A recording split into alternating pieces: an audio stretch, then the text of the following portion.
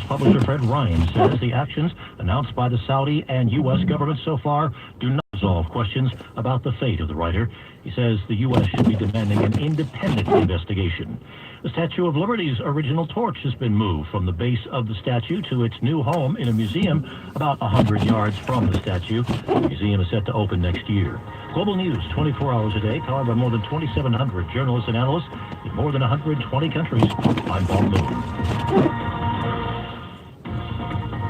From Bloomberg World Headquarters, I'm Charlie Pellet. NVIDIA, the biggest maker of chips for computer graphics cards, out with a weak sales forecast for the current quarter, showing the lingering loss of demand from the collapse of cryptocurrency mining, stock plunging 16%, extended trading. Applied Materials down about 8% after hours. It is the biggest maker of equipment that's used to manufacture semiconductors. It gave a weak forecast indicate the industry is holding off on expansion plans in the face of a murky outlook for electronics demand. The Dow, S&P, and NASDAQ all moved higher. S&P 500 index up 28, up by 1.1%. Dow Industrials up 208 points, up 0.8%. NASDAQ up 122, up 1.7%. I'm Charlie Pellet at the Bloomberg Business Flash.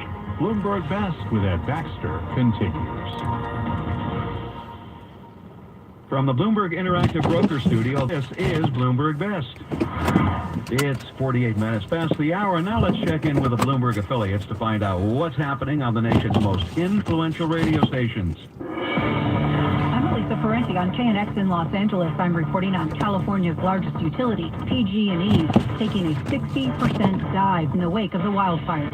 I'm Steve Potusk, and on KYW in Philadelphia, I'm reporting on the Philly Fed manufacturing outlook. I'm reporting Donahoe on KRLD in Dallas. JCPenney reported quarterly same-store sales and missed estimates on discounting. I'm Andrew O'Day on 1010 Wins in New York. I'm talking about today's opening of the New York Nike flagship store with all its digital bells and whistles. Thank you, Andrew. And now we're going to wrap up a conversation between Carlyle Group co-founder David Rubenstein and former Federal Reserve Chairman Alan Greenspan. What about the theory that you made your key decisions in the bathtub in the morning because you had a bad back? You would take a bath every morning, and that you would write notes to people, and it would come back kind of with little watermarks on it because you were doing this in the bathtub. Did you make good decisions there, do you think? Oh, of course. I was writing speeches in the bathtub. Okay. But the back, which is still a problem, was required to lie on my back full time for 6 weeks by an orthopedist. I ran my business looking up at the ceiling. All right, so you stepped down, and all of a sudden, everybody in the world wants to get your advice on things. Was it a shock, or you actually anticipated that would happen? I was shocked. I was shocked at the price that they bid up on my first book. I was shocked by the fees I was getting. Pretty much for a number of years. So things went very well, and then the economy collapses, and so all of a sudden people are saying, well, it was Alan Greenspan's fault because he should have anticipated this. Did you think that was fair? And were you surprised by how much criticism you received at that point? One, I did not think it was fair, but I never expected it to be fair. And I anticipated that it was going to happen. I just didn't know exactly when. But nobody forecast the 2008 crisis. One of the things I put in the second book I wrote was how the IMF missed it, the Federal Reserve missed it. You go down a whole series of the major forecasting. Well, everybody got it wrong, let's say. But the purpose was, I didn't find that a surprise. You can't have a crisis of that nature that is not a surprise. So, as you look back on your term as the Federal Reserve Chair, would you have done anything different in light of events that happened after you left? Would you have done something differently? Not that I'm aware of, no. When you testified in Congress, you were famous for not being that precise in terms of being clear, let's say. You used what I would call Fed speak because you were obfuscating a little bit. Was that on purpose? Oh, yes. In other words, it was a general rule that at that time that the Federal Reserve did not make public what it was going to do. Okay. We do now, but not back then. And so the question was, what ways could I figure around answering certain questions or not answering them? And I worked up a means of vocabulary which no one could quite understand. I were too ashamed to say they don't understand. All right, so it was on purpose. Oh, yes. Why do you think it is that we're not as creative as we were before, coming up with new companies and so forth? There's more to it than just strictly the issue of the simple capitalist thing. We're getting more and more regulation. So let's talk a moment now about your book, Capitalism in America. One of the key points of your book is that we have something in the United States called, what you call creative destruction. Creative destruction essentially means that entrepreneurs start new companies, but you're worried, according to the book, that we're not doing that as much now. Is that right? That's correct. And why do you think it is that we're not as creative as we were before in coming up with new companies and so forth? There's more to it than just strictly the issue of the simple capitalist thing. We're getting more and more regulation. In fact, the one thing I'm waiting to see the consequences of what the current administration's deregulation operations are doing, because what we show in the book is examples of the extraordinary broadening of controls, which,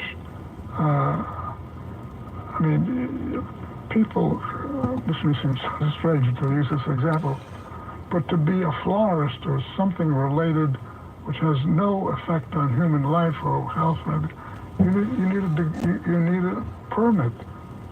That never was the case.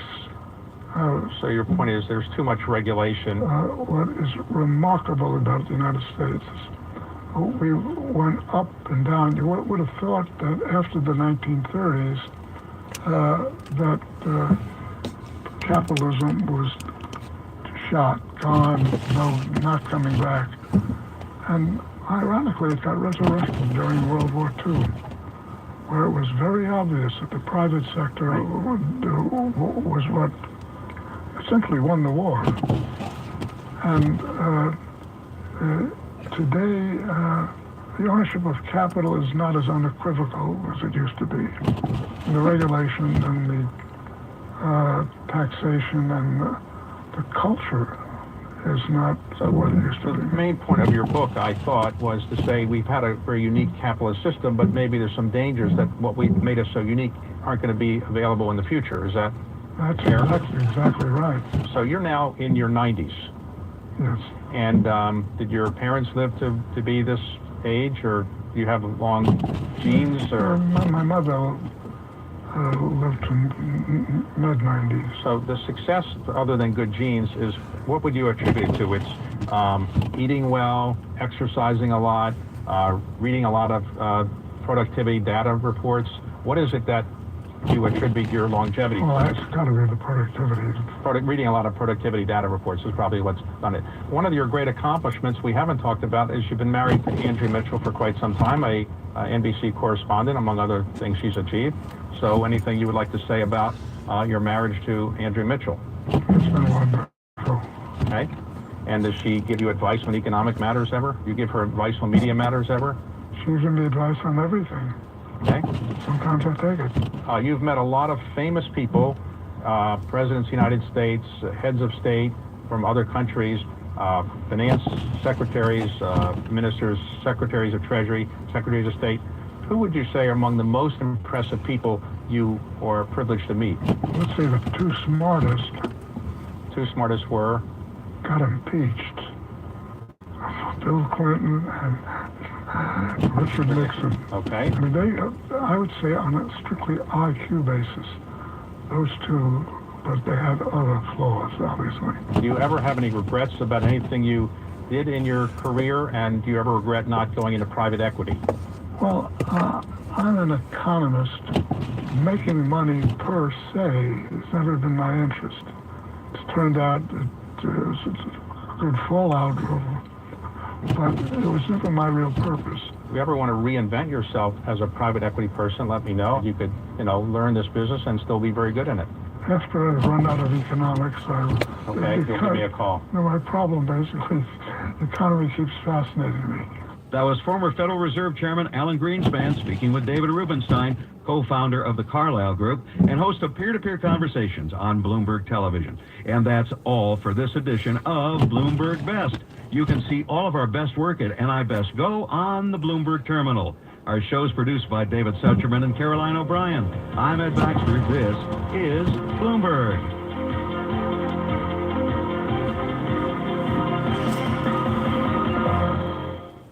Rich is just a really good guy. The term good egg isn't enough to describe him. He's also certified organic and free range. Rich puts the cap back on everything.